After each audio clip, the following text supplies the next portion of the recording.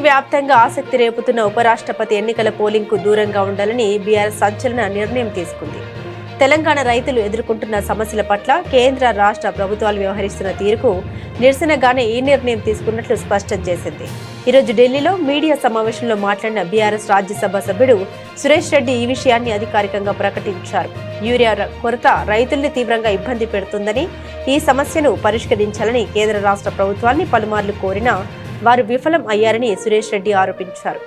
ప్రభుత్వాల వైఫల్యానికి నిరసన తెలిపేందుకు గాను ఈ మార్గాన్ని ఎంచుకున్నామని, బ్యాలెట్పై నోటాకు అవకాశం లేనందున ఎన్నిక ప్రక్రియకు దూరంగా ఉంటున్నామని వివరించారు.